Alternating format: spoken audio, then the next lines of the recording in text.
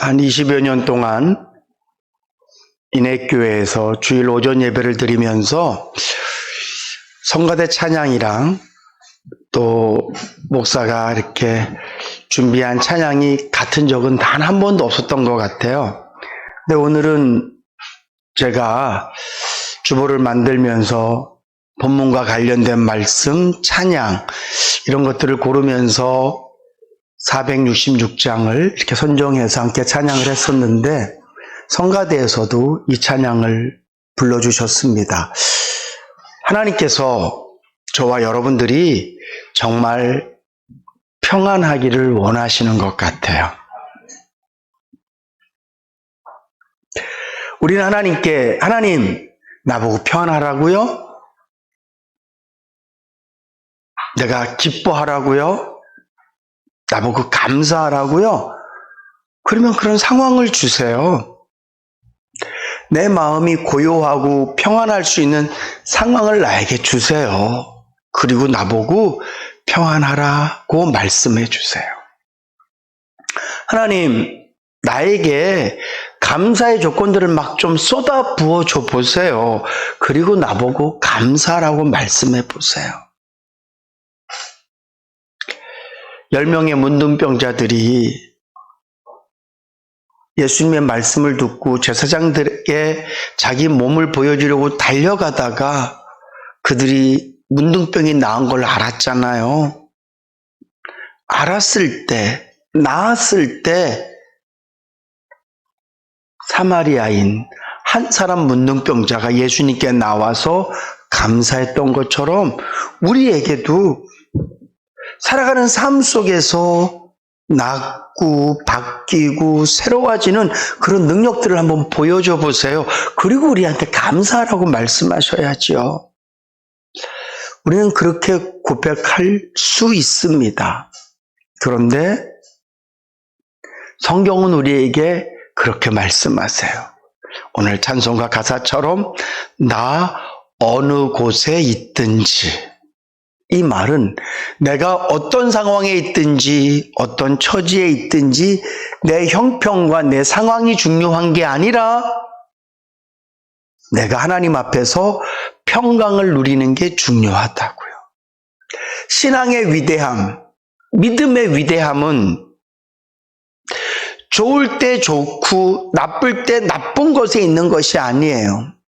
하나님의 위대함은 우리에게 좋은 것을 주시는 것에 있는 것이 아니라 하나님의 능력의 위대함, 우리 믿음의 위대함은 여기 있는 산을 저리로 옮기는 그것이 위대함이 아니라 어떤 상황에서도 감사할 수 있고 어떤 상황에서도 기뻐할 수 있고 어떤 상황에서도 평안할 수 있는 것, 이것이 믿음의 위대함인 줄로 믿으시기 바랍니다. 하나님께서 우리에게 행하시는 능력은 신용이가 원하는 기도의 제목을 다 들어주시는 것이 하나님의 능력이 아니라 하나님께서 저에게 하신 일은 제 형편과 처지에 관계없이 제가 하나님을 향하여서 하나님 사랑합니다 라고 고백할 수 있도록 만드는 것이 하나님의 능력이세요. 하나님께서 나에게 주신 믿음의 능력은 무엇을 바꾸고 새롭게 하는 것이 아니라 하나도 바뀌지 않았음에도 불구하고, 아니 오히려 내 상황과 형편은 더 나빠졌음에도 불구하고 하나님께서 나에게 주신 그 믿음은 그럼에도 불구하고 감사합니다. 그럼에도 불구하고 기뻐합니다. 이게 하나님께서 나에게 주신 믿음의 능력임을 믿으시기 바랍니다. 하나님께서 우리에게 이 아침에 성가대 찬양을 통해서 또 우리가 불렀던 찬양을 통해서 우리에게 원하시는 것은 네 형편과 처지가 어떠하니? 네 건강상의 문제는 어떠하니? 근데 중요한 건 조건이 아니라 믿음이다. 그 믿음으로 네 마음이 평안해야 돼. 그 믿음으로 네 마음이 기뻐야 돼. 그래서 이 찬송가 고백처럼 나 어느 곳에 있든지 늘 마음이 편하다. 주 예수 주신 평안함 늘 충만합니다. 이 고백이 우리의 고백이 되어지실 수 있기를 주님의 이름으로 축복합니다. 이 세상에는 보이는 것과 보이지 않는 것이 동시에 존재합니다. 좀 말에 모순이 있는 것 같습니다. 보이지 않는 것이 존재한다는 것 자체가 존재라는 의미가 보이지 않는 것과 연결시켰을 때 모순이 있는 것처럼 보여지지만 사실 이 세상에는 보이지 않는 것들이 더 많이 존재합니다. 그리고 때로는 보이는 것보다 보이지 않는 것이 훨씬 더 중요할 때도 참 많습니다. 어리석은 사람들은 보이지 않는 것보다는 보이는 것을 더 중요시 여기고 마치 그 보이는 것이 자신의 전부라고 생각을 하고 내가 남에게 보여지는 것이 그것이 참 나라고 생각해서 좋은 차를 타기를 원하고 좋은 집을 갖기를 원하고 좋은 사람들을 만나기를 원해요. 물론 그것이 필요에 의해서 편리해서 그런 것들을 소유하는 사람들도 있지만 누군가에게 이게 납니다. 내가 타는 차가 나예요. 내가 사는 집이 나예요. 내가 만나는 사람들이 나입니다 라고 생각하면서 그런 것들을 소유하며 사는 사람들도 참 많아요. 그것이 얼마나 어리석고 부질없다는 것을 우리는 압니다. 조금 지혜로운 사람은 눈에 보이는 것을 나라고 생각하기보다는 눈에 보이지 않는 인격이라든가 눈에 보이지 않는 성품, 눈에 보이지 않는 것들을 나라고 생각하고 진짜 참 나를 더 아름답게, 더 강하게, 멋있게 키워가기 위해서 노력합니다. 그러면 성도의 진짜 모습은 어떤 것일까요? 여러분들 앞에 서 있는 저는 목사라는 직임을 갖고 있습니다. 이 목사라는 타이틀이 이게 저일까요? 여러분들이 보는 그 모습이 이게 저의 전부일까요? 우리 예수 믿는 사람들에게는 사실은 눈에 보이는 것보다 눈에 보이지 않는 참 모습이 우리에게는 있어요. 그리고 우리는 눈에 보이는 이것으로 세상을 살아가는 것이 아니라 눈에 보이지 않는 것으로 세상을 살아가는 것이 더 성도다운 모습이에요. 오늘 본문 말씀은 사도 바울이 자신의 모습을 고백하고 있는 거예요. 이 고백 속에는 눈에 보이는 모습과 눈에 보이지 않는 모습이 동시에 나와요. 그런데 어떤 모습이 진짜 사도 바울의 참 모습일까요? 어떤 모습이 진짜 사도 바울의 실상일까요? 사도 바울은 너희들이 보고 있는 이 모습이 나의 참 모습이 아니라 내가 생각하는 나의 모습, 내 마음속에서 내가 믿고 있는 내 모습이 나의 참 모습이다라고 말하고 있습니다. 사랑하는 성도 여러분, 오늘 이 말씀을 통해서 여러분들에게도 여러분들 눈에 보이는 현실, 여러분들이 느끼고 있고 체감하고 있는 그 상황이 여러분들의 전부가 아니라 사도 바울처럼 나의 어떤 상황 속에서라도 믿음을 갖고 바라볼 수 있는 내가 나의 진짜 모습이라는 것을 명심하시고 이왕이면 이 땅에 살면서 내 눈에 보이고 다른 사람 눈에 보이는 내 모습을 위해서 열심히 살기보다는 오늘 바울이 고백하고 있는 눈에는 보이지 않지만 진짜 바울의 모습, 눈에 보이지 않지만 사도 바울이 나는 이래서 힘이 있습니다. 나는 이래서 능력이 있습니다. 나는 이래서 살만합니다라고 고백하는 눈에 보이지 않는 바울이 갖고 있는 실상을 저와 여러분들이 가지실 수 있기를 주님의 이름으로 축복합니다. 오늘 바울은 이렇게 고백합니다. 나는 무명한 자 같으나 유명한 자다. 이 말은 내가 세상 사람들에게 그렇게 인기 있는 사람은 아니지만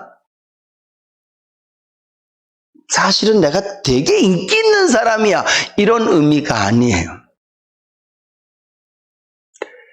바울이라는 이름이 사람들에게는 시시하게 보여질지 모르지만 어떤 사람들에게는 이 바울이라는 이름이 이를 바득바득 갈게 만들고 이 바울이라는 이름을 듣기만 해도 저놈 이렇게 말할지 모르지만 하나님 앞에서 나의 이름은 하늘의 별처럼 빛나고 있는 이름이다.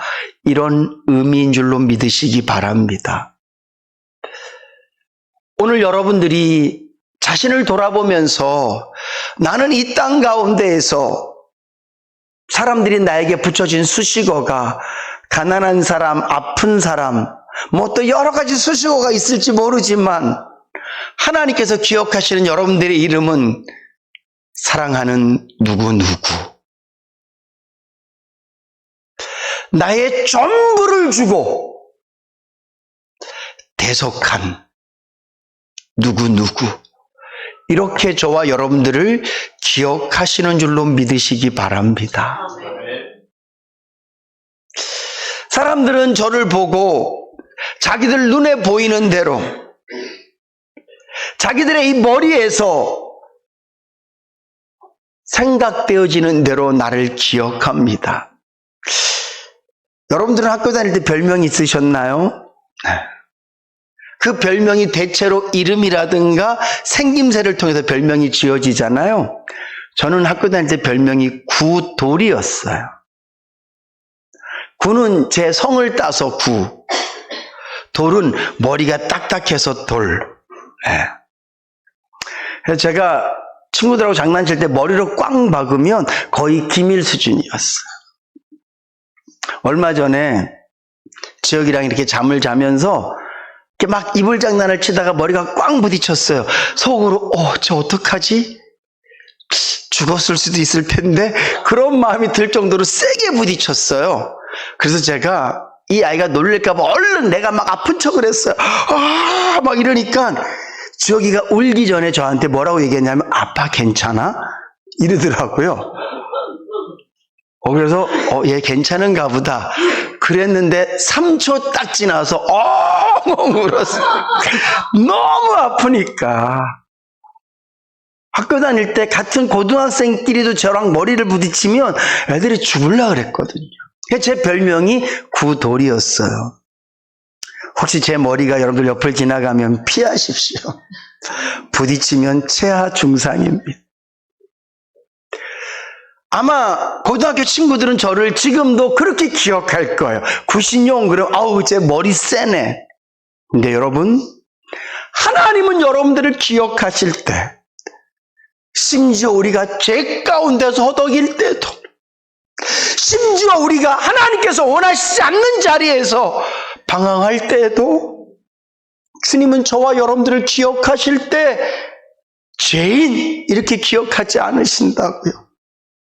저 멍청한 것 이렇게 기억하시는 것이 아니라 저와 여러분들을 기억하실 때 내가 너를 위해서 십자가에서 죽은 내 모든 것을 다 바쳐서 대속한 나의 사랑하는 딸, 나의 사랑하는 아들 이렇게 기억하실 줄로 믿으시기 바랍니다. 유대인들은 율법이라는 허울로 바울을 바라보면서 하나님 앞에 엄청난 죄를 지은 사람처럼 그를 바라볼지 모르지만 예수가 하나님이시고 그리스도라고 전할 때 그들은 사도 바울은 마땅히 죽을 자라고 기억할지 모르지만 하나님께서는 바울을 보실 때마다 나의 사랑, 나의 아들, 내 핏값으로 산 바울 그렇게 기억할 거예요. 하나님 앞에서 여러분들의 이름이 얼마나 아름다울지, 하나님께서 여러분들의 이름을 얼마나 사랑스럽게 부르실지 여러분 꼭 명심하실 수 있기를 주님의 이름으로 축복합니다. 혹시 사람들이 여러분들을 실망시키는 말로 이름을 부르기는 합니까? 때로는 가족들 중에, 여러분들 지인들 중에 여러분들을 좀 그렇게 원치 않는 호칭으로, 원치 않는 수식어로 여러분들을 생각할 수 있습니다. 그러나 여러분, 설령 여러분들 스스로 자체도 나를 생각할 때, 난 이거밖에 안 돼. 나는 부족해. 나는 바보 같아. 나는 아니야. 혹시 여러분들의 양심이 여러분들을 그렇게 가둘지 모르지만 중요한 것은 하나님께서는 여러분들을 사랑하는 사람으로, 가장 아름다운 이름으로, 가장 존귀한 이름으로, 가장 사랑스러운 이름으로 여러분들을 기억하심을 꼭 명심하실 수 있기를 주님의 이름으로 축복합니다. 그리고 또한 바울은 얘기합니다. 죽은 자 같으나 보라 우리가 살고 징계를 받은 자 같으나 죽임을 당하지 아니하고, 이 말을 우리의 말로 표현하면 우리의 삶이 힘들고 어렵고 지치고 사람들이 봤을 때에는 복받은 인생이 아니라, 사람들이 봤을 때는 평안한 인생이 아니라, 사람들이 봤을 때 형통하는 인생이 아닌 것처럼 보여질지 모르지만, 그러나 중요한 것은 우리는 주 안에 있다는 사실이에요. 눈에 보이는 형편을 우리는 늘 언제나 제일 먼저 생각해요. 근데 여러분 명심하십시오. 어떤 상황이 여러분들을 우겨싸고 있든지 간에 그 상황 속에 우리는 먼저 주 안에 있는 줄로 믿으시기 바랍니다. 이건 굉장히 중요해요. 사드락과 메삭과 아벳느고가 7배나 뜨거워진 풀무불 속으로 들어갈 때 사람들은 그들이 풀무불 속으로 들어간다고 생각을 해요. 맞아요. 눈에 보이는 그대로예요. 그러나 중요한 건 그 세 사람의 믿음은, 우리는 불 속에 있든지 불 밖에 있든지 우리는 하나님 안에 있는 사람입니다 라는 믿음이 그들에게 있는 거예요. 오늘 저와 여러분들이 어떤 삶 속에 살고 있든지 간에, 어떤 형편 속에 있든지 간에 우리는 주 안에 있습니다. 제가 그런 비유 자주 드렸었는데,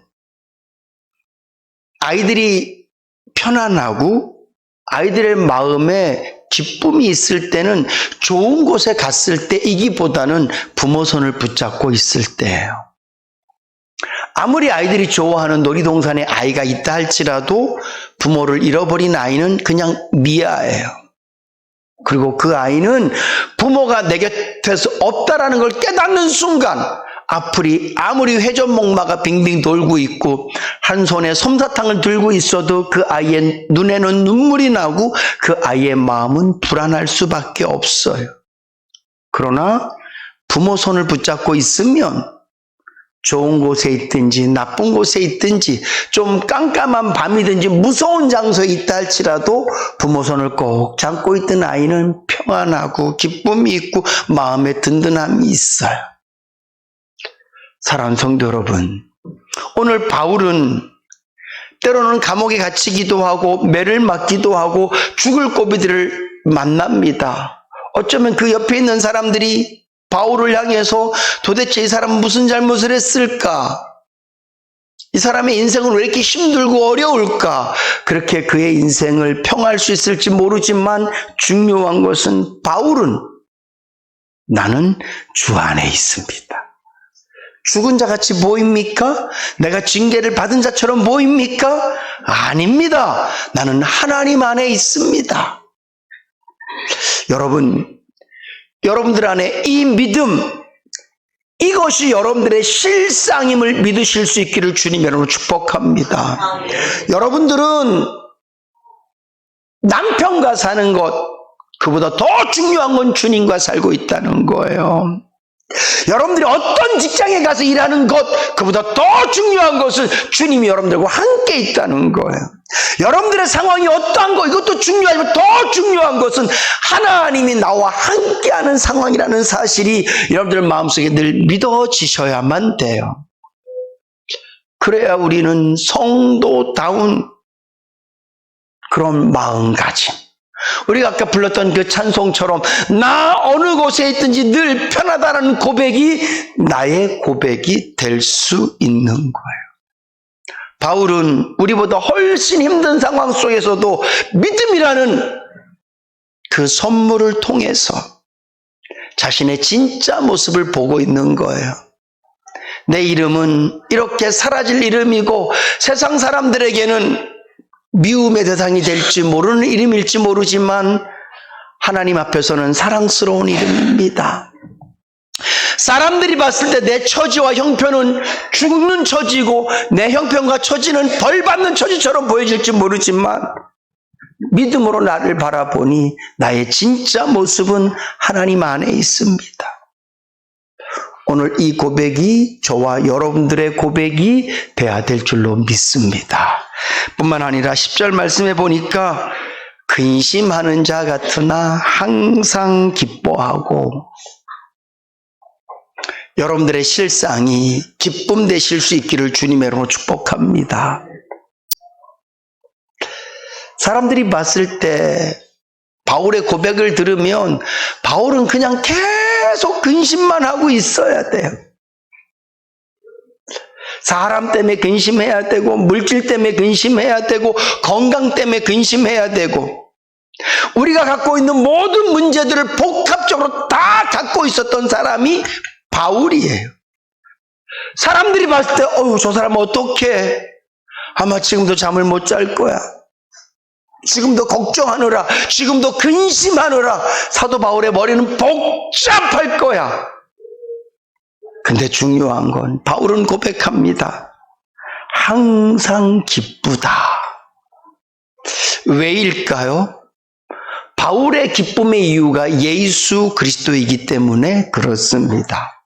그래서 바울은 빌립보서 말씀에 기뻐해라, 기뻐해라, 내가 다시 말하노니 기뻐해라. 무엇 때문에? 주 안에서예요. 사랑하는 성도 여러분, 오늘 저와 여러분들은 이 세상을 살아가면서 만나지는 대부분의 모든 상황들이 우리에게는 근심의 상황이고 걱정의 상황입니다. 그러나 중요한 것은 우리 안에 계신 분은, 내 눈에 보이는 상황들은 근심과 걱정이지만 사람들 눈에 보이지 않는 예수 그리스도께서 내 안에 계시기 때문에 오늘 저와 여러분들은 예수로 말미암아 기뻐하는 자의 삶을 살아갈 수 있는 줄로 믿으시기 바랍니다. 오늘 이 바울의 고백이 진짜 우리의 고백이 돼야 돼요. 왜냐하면 예수를 믿지 않는 자들에게 예수는 허상이지만 예수를 믿는 저와 여러분들에게 예수는 실상인 줄로 믿습니다. 그 예수가 나의 진짜라면 그 예수가 기쁨의 근원이라니까요. 예수가 평안의 근원이에요. 세상에서 나에게 기쁨을 주는 것들은 기쁨이 됐다가 슬픔이 되고, 감사가 됐다가 불평이 되고, 이것이 세상이 주는 것들이거든요. 근데 예수는 그냥 기쁨 그 자체예요. 예수는 그냥 빛이에요. 세상이 나에게 오는 모든 것들은 빛과 어둠을 함께 갖고 있어요. 돈, 건강 있을 땐 기쁨이지만 없으면 슬픔이잖아요. 예수는 그렇지 않다고요. 예수라는 존재 자체는 그냥 기쁨, 빛, 감사, 그것밖에 존재하지 않아요. 그 예수와 우리와 함께하기 때문에, 그 예수가 바울과 함께했기 때문에 상황은 계속 바뀌지만 변함없으신 예수 그리스도로 말미암아 근심하는 자 같으나 나는 항상 기쁘다라고 표현하고 있는 것이죠. 사랑하는 성도 여러분, 여러분들 안에 계신 예수로 항상 기쁨이 넘치실 수 있기를 주님의 이름으로 축복합니다. 뿐만 아니라 가난한 자 같으나 많은 사람을 부요하게 하고, 저는 이 말씀이 우리 성도들에게 반드시 이루어져야 될 그런 삶이라고 믿습니다. 오늘 바울은 이렇게 말하지 않습니다. 내가 너희들 보기엔 가난한 자 같지? 근데 나 실상은 엄청 부자야. 이렇게 말하고 있지 않아요. 마치 내가 내 타는 차를 보면 내가 그냥 경차를 타니까 내가 가난해 보이지, 내 통장에는 수십억 있어, 이런 얘기가 아니라니까. 내가 입은 옷을 보니까 좀 허름해 보이지, 저 시장에서 5,000원 3,000원 저런 옷 입고 다니네, 사실 내 통장에 몇백억 있어, 이런 얘기가 아니에요. 너희들 나 가난해 보이지? 맞아, 사실은 나 돈 없어. 그래서 선교할 때도 돈이 부족해서 내가 직접 텐트를 만들어서 텐트를 팔면서나 복음 전해. 맞아, 나 돈 없어서 때로는 굶기도 했어. 맞아, 내가 때로는 돈이 없어서 하고 싶은 거 못할 때도 참 많았어. 너희들이 생각하는 돈 때문에, 물질 때문에 그것으로 나의 빈부를 말한다면 맞아, 나는 가난한 사람이 맞아. 근데 중요한 건 나는 가난하지만 많은 사람을 부욕해 하는 사람이야. 여러분, 이것이 성도의 진짜 모습인 줄로 믿으시기 바랍니다. 많은 성도님들이 하나님 나 가난합니다, 이게 내 모습이거든요, 나를 부자인 나로 만들어주세요, 이게 내가 돈 많은 게 내 모습이 되고 싶습니다, 높은 빌딩을 짓고 사는 게 내 모습이고 싶습니다, 좋은 차를 타는 게 내 모습이고 싶습니다, 그렇게 기도해요. 근데 오늘 이 바울의 고백을 보면 우리가 좀 부끄러워해야 돼요. 예수 믿는 사람은 가난하거나 부하거나 뭐가 있거나 없거나, 중요한 것은 예수 믿는 사람은 다른 사람을 부하게 만드는 사람이 돼야 될 줄로 믿습니다. 이게 무슨 얘기냐 하면, 감정이 가난한 사람이 있어요. 그래서 늘 슬프고 힘든 사람에게 예수 믿는 사람은 하나님의 사랑을 나눔으로 말미암아 그 사람의 힘들고 어려운 부분들을 위로해주고 덮어줘서 그 사람의 마음을 부하게 만들 수 있어야 돼요. 제일 중요한 것은 하나님을 알지 못해서 모든 것은 다 갖고 있지만 이 땅의 삶이 끝나면 영원히 가난할 수밖에 없는 예수 믿지 않는 영혼들에게 복음을 전해서 그들에게 진정한 부요함을 나눠줄 수 있어야 될 줄로 믿습니다. 어떤 분들은 반대로 사시는 분들이 계세요. 여러 사람이 모여서 막 감정이 부자예요. 막 좋은 얘기하고 서로 사랑한다고 얘기해서 막 그 분위기가 너무 부요해. 근데 그 사람만 딱 가면 이 부요함이 가난해져요. 사랑했던 마음이 미움으로 바뀌고 즐거웠던 마음이 슬픔으로 바뀌기도 하고, 이거는 성도의 모습이 아니에요. 목사가 목회하면서 여러분들에게 돈으로 여러분들을 부하게 할 수 없습니다. 제가 여러분들이 세상 그 어떤 것으로 여러분들을 부하게 만들 수도 없고 그러는 사람도 아니에요. 그러나 제가 여러분들을 부요하게 해야 되는 것은 말씀을 통해서 여러분들의 심령을 부요하게 해야 되고, 말씀을 통해서 여러분들의 믿음을 부요하게 해야 되고, 또한 할 수만 있으면 저의 성품을 통해서도 여러분들의 마음을 기쁘고 즐겁게, 다른 말로 하면 부요하게 해야 되는 그런 사명이 있는 사람이 저는 목사라고 믿습니다. 그런데 이것이 나만의 삶의 모습이 아니라 여러분들의 삶도 그런 삶이 돼야 될 줄로 믿습니다. 그래서 여러분들 그렇게 고백했으면 좋겠어요. 바울처럼 나 좀 가난합니다. 그렇지만 나는 남을 부요하게 하는 사람입니다. 한번 돌아보세요. 나는 누군가를 부요하게 하는 사람인가? 아니면 누군가를 가난하게 만들고 누군가를 고통스럽게 만드는 사람인가? 예수 믿는 사람은 바울과 같이 눈에 보이는 모습은 가난할지 모르지만 그의 삶은 늘 다른 사람들을 부요하게 할 만큼 그의 영혼은 부요했고 그의 믿음은 부요했던 것처럼 오늘 저와 여러분들도 그래야 될 줄로 믿습니다. 마지막으로 아무것도 없는 자 같으나 모든 것을 가진 자로다. 이 말은 니들 보기엔 아무것도 없지? 그렇지만 난 집에 다 있어. 이런 얘기가 아니라 이 고백이에요. 여호와는 나의 목자시니 내가 부족함이 없다. 이 고백이에요. 내가 가진 것은 아무것도 없지만 나는 하나님 한 분 믿고 사는 거야. 너희들이 봤을 때 내 손은 빈손이지만 괜찮아. 내 손은 빈손이어도 주님이 나와 함께 계시니까. 모세가